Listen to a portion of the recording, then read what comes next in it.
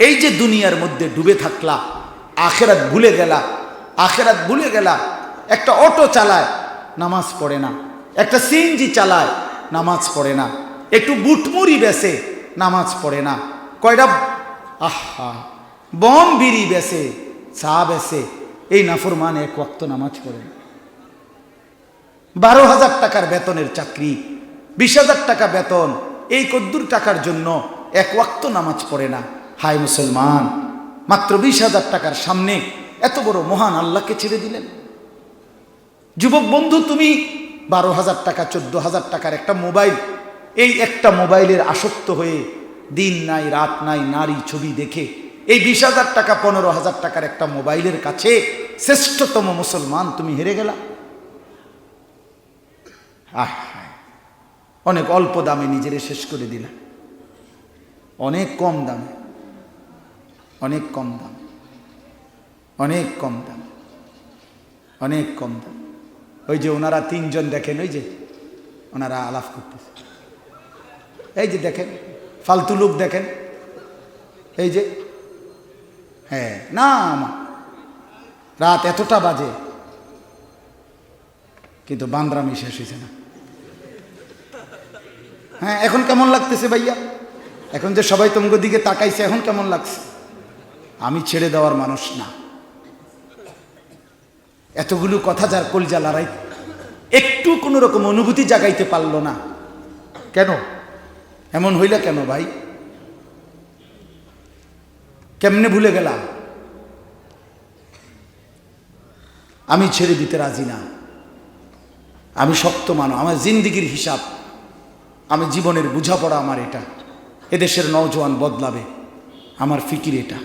কবি ইধার কবি উধার, কখনো এদিকে কখনো সেদিকে, যখন যেখানে সুযোগ পাই আল্লাহর কথা বলার একটাই টার্গেট আমার জিন্দিগির। মুসলমানের নওজোয়ান ফিরে আসবে ইনশাআল্লাহ, ফিরে আসবে। আজকে হুজুর আলহামদুলিল্লাহ, আপনি অবাক হবেন, আপনারা এমনি বলতেছি বোঝানোর জন্য। আমাদের কুমিল্লা ইউনিভার্সিটিতে, ইউনিভার্সিটির ভিতরে শুধু ইউনিভার্সিটির ছাত্র শিক্ষক, ওনাদের সামনে আমরা কথা বলছি আজকে, আর আল্লাহর কথা শুনতে চাই ইউনিভার্সিটির ভিতরে। ইনশাআল্লাহ আগামীর সম্ভাবনা, ইসলামের সম্ভাবনা বললাম তো। অসংখ্য আমার এই 2 পকেটে নিয়ে অসংখ্য কাগজ ছেলেরা জমা দেয়। কত সময় শুনি পড়ি যে গুনাহ করতে করতে করতে করতে আজ আর মজা পায়। এই কয়দিন আগে হুজুর এক ছেলে আইসা কাঁদতেছে, হুজুর 1 বছরে বাবার 45 লক্ষ টাকা নষ্ট করছি। এমন কোনো গুনাহ নাই, এমন কোনো অসভ্যতা নাই, জিনা ব্যভিচারের এমন কোনো আড্ডা নাই যেখানে টাকা উড়াই নাই। কিন্তু আল্লাহর কসম হুজুর, এই বছরে এতগুলো টাকা খরচ করো, কলিজার মধ্যে কোনো দিন 1 ঘন্টার জন্য শান্তি পাইনি। গুনাহ শান্তি দেয় না, নারীর ছবি শান্তি দিবে না বন্ধু। একদিন তুমি দেখবা দিন শেষে এই বন্ধুরা ধোঁকা, এই মোবাইলও ধোঁকা। এই মোবাইল একদিন তোমার এই বেলা শেষে তোমার চরিত্র, তোমার আখলাক, তোমার শরীর, তোমার যৌবন, তোমার স্বাস্থ্য, শারীরিক সক্ষমতা সব শেষ করে দুনিয়াও তোমারে ফকির বানায় দিছে, আখিরাতেও তোমারে জাহান্নামী বানায় দিছে। দেখো বন্ধু, আমি বললাম এজন্য আল্লাহ তাআলা বলেন, কাল্লা সাউফা তা'লামুন সুম্মা কাল্লা সাউফা তা'লামুন। হায় বান্দা, দুনিয়ার মধ্যে ডুবে রইলা, আখিরাত ভুলে গেলা, নামাজ ভুলে গেলা, পরকাল ভুলে গেলা, আল্লাহকে ভুলে গেলা বান্দা। বছরের পর বছর, দিনের পর দিন, আল্লাহ বলেন অচিরেই তুমি জানতে পারবা। সাবধান, খুব দ্রুতই জানতে পারবা। 2 বার বলছে, তাফসীরে কুরতুবীতে লিখছে, একবার ফিল কবরে, আরেকবার ফিল আখিরাতে। আল্লাহ বুঝাইছে বান্দা, একবার তোমারে কবরে আযাব দিয়া বুঝাবো আমার নাফরমানির শাস্তি কি, আরেকবার জাহান্নামের আযাব দিয়া বুঝাবো আমার নাফরমানির পরিণতি কি। তুমি টের পাইছো না বান্দা? কাল্লা লাউ তা'লামুনা ইলমাল ইয়াকিন। অতএব সাবধান করে দিলাম বান্দা। আল্লাহ বলতেছে, আজকে যদি তুমি কোরআন থেকে শুনে, রাসূলের হাদিস থেকে শুনে, এই উলামাদের বক্তব্য নসিহত শুনে যদি তুমি ইয়াকিন করতা, বিশ্বাস করতা কবর, হাসর, মিজান, ফুলসিরাত, আখিরাত, তাহলে খুব ভালো হতো বান্দা। তাহলে কি করতা? আমল করতে পারতা। আজকে তো হায়াত আছে, সুযোগ আছে, এখনই যদি আখিরাতের বিষয়গুলোকে ইয়াকিন করতা ভালো হইতো। নয়তো কি হবে? লাতারাবুন্নাল জাহিম সুম্মা লাতারাবুন্নাহা আইনাল ইয়াকিন।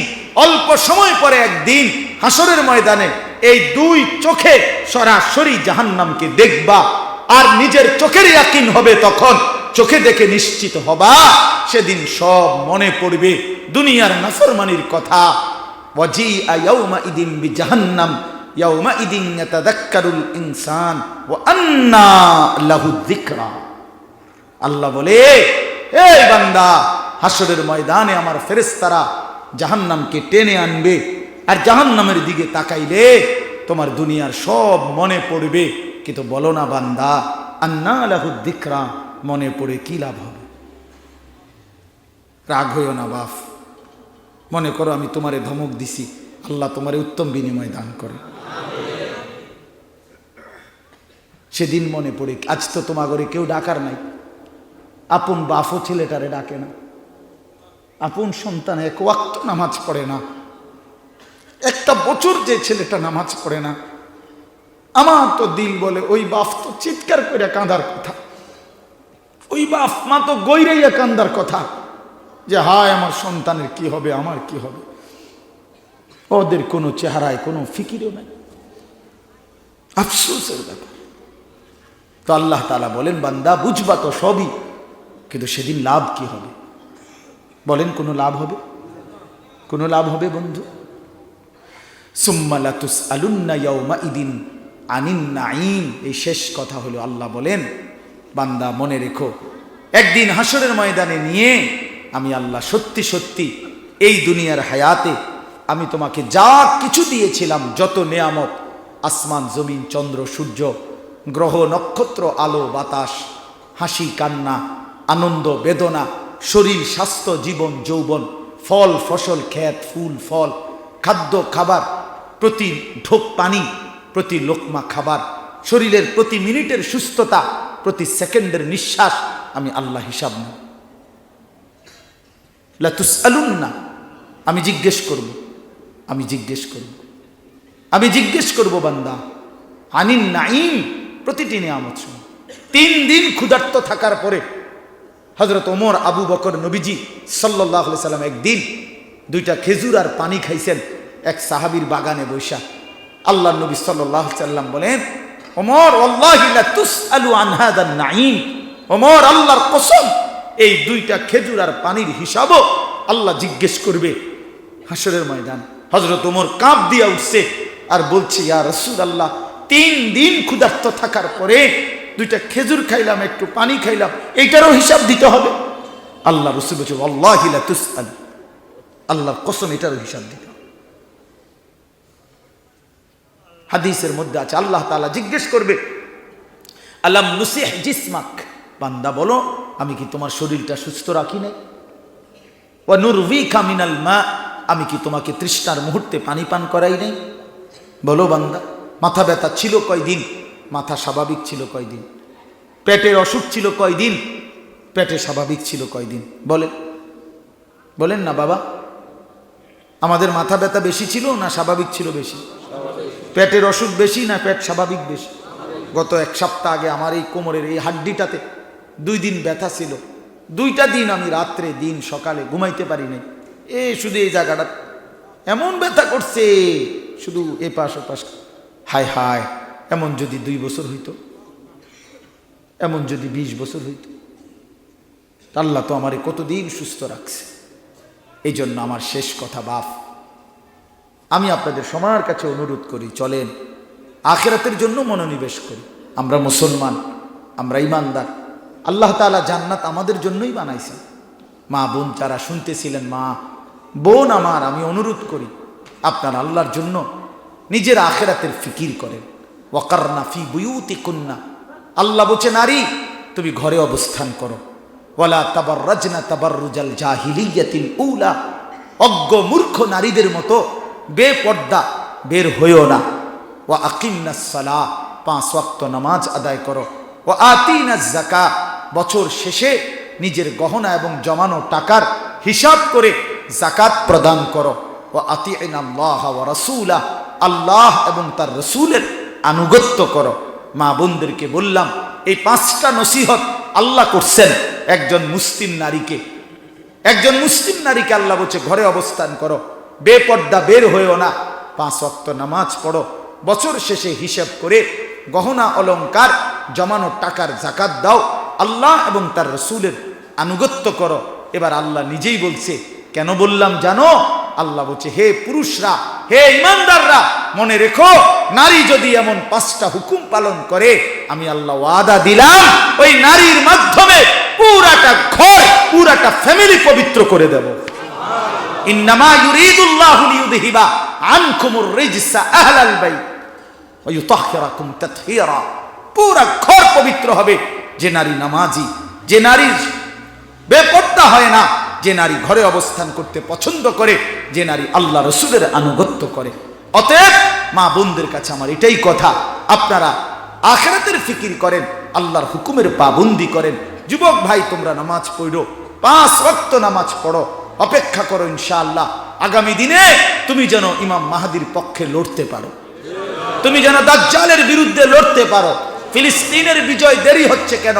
কারণ পৃথিবীর শেষ সমস্ত যুদ্ধ দাজ্জাল এবং ইমাম মাহদির যুদ্ধের মূল কেন্দ্রস্থলে এই ফিলিস্তিন, এই ফিলিস্তিন। এর জন্য বিজয় হবে ইনশাআল্লাহ, কোনো সন্দেহ নেই, বিজয় হবে, বিজয় হবে ইনশাআল্লাহ। এজন্য আমরা সবাই ইনশাআল্লাহ আখিরাতের ফিকির করব তো ইনশাআল্লাহ। সর্বশেষ কথা হলো, আল্লাহ পাক একটা কথা বলছে, ফাবি আইয়ি হাদিসিম বাদাহু ইউমিনুন। আমার কলিজা সবচেয়ে বেশি নড়ে যেই কথাটা মনে হইলে এই কথাইটা। কোরআন শরীফে আল্লাহ বলছে, বান্দা আমি 30 পারা কোরআন নাজিল করেছি 23টা বছরে, আমি এক একটা কথা বারবার বলছি, বান্দা ইত্তাকুল্লাহ ইত্তাকুল্লাহ ইত্তাকুল্লাহ, আকিমুস সালাহ আকিমুস সালাহ আকিমুস সালাহ। এরপরে ওয়াইলুন ইয়াউমাইদিল লিল মুকাদ্দিবিন, এই কথাটা 10 বার আছে ওই সূরাটার মধ্যে। ইয়া আইয়ুহাল্লাযীনা আমানু 89 বার আছে কোরআনে। হে ঈমানদারগণ, হে ঈমানদারগণ, 80 বারের চাইতে বেশি আল্লাহ নামাজের কথা বলছেন। তো আল্লাহ একটা কথা জানতে চাইছে আমাদের সামনে, ফাবি আইয়ি হাদিসিম বাদাহু ইউমিনুন। আল্লাহ বলছে, বান্দা এরপরে আর কোন কথা বললে, আর কেমনে বললে, আর কতবার বললে বান্দা তুই আমার কথা মেনে নিতি? বান্দা বল, রাত গভীরে বলো ভাইয়া, আর কতবার বললে তুমি নামাজ পড়তা? আর কতবার বললে আপনি সুদ ছেড়ে দিতেন? আর কতবার বললে নাচ গান নর্তকী ছেড়ে দিতেন? বলেন। আল্লাহ আমারও বুঝ দান করেন, আপনাকেও বুঝ দান করেন। নবী সাল্লাল্লাহু আলাইহি সাল্লাম হাসরের ময়দানে প্রশ্ন করবে, উম্মত আমি 23 বছর অনবরত তোদের জন্য কেঁদেছিলাম, রক্ত ঝরিয়েছিলাম, ক্ষুধার কষ্টে পেটে পাথর বাঁধছিলাম, আমি শুধু জানতে চাই উম্মত, এই যে আমল নামায় ফজর নাই, জোহর নাই, আসর নাই, মাগরিব নাই, নবী নিজে আমল নামা দেখবে আর জিজ্ঞেস করবে 30 বছর মিথ্যা, 30 বছর ধরে সুদ, 30 বছর কিস্তি, 30 বছর নাটক সিনেমা, স্ত্রী বেপর্দা, ছেলে মেয়ে নাফরমানির জিন্দেগি, তুমি নিজে নামাজ পড়ো নাই। আমার উম্মত 23টা বছর আমি কেঁদেছি, চোখের পানি ফেলেছি, রক্ত ঝরিয়েছি, ক্ষুধার কষ্টে পেটে পাথর বাঁধছি। নবীজি বিশ্বাস করেন, জিজ্ঞেস করবে, উম্মত আমি আর কত কাঁদলে, আর কত রক্ত ঝরাইলে তুমি আমার কথা মনে করতে?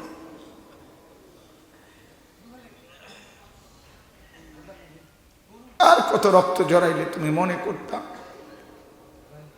বলো উম্মত, কি আমল নামা নিয়ে আসছো? নামাজ কোথায়? হালাল হারামের পার্থক্য কোথায়? আমি তো শ্রেষ্ঠ নবী, তুমি আমার শ্রেষ্ঠ উম্মত, তোমার আমল নামা এটা আমি মালিকের সামনে কেমনে দেখাবো? আমার মনিবের সামনে, আল্লাহ পাকের সামনে আমি এটা দেখাবো কিভাবে? উম্মত আমি কিভাবে সুপারিশ করব? সেদিন কি জবাব দিবেন? কি জবাব দিবেন? এজন্য কষ্ট হলেও রাত অনেক গভীর পর্যন্ত আপনারা বসছেন, তো পাক্কা নিয়ত করেন ইনশাআল্লাহ নামাজ পড়বেন, ছেলে মেয়েদের নামাজের ফিকির করাবেন, ঘর সংসারের সবাই মিলে আখিরাতের ফিকির করবেন। আল্লাহ আমাকেও তৌফিক দান করেন, আপনাদের সকলকেই তৌফিক দান করেন, আমিন।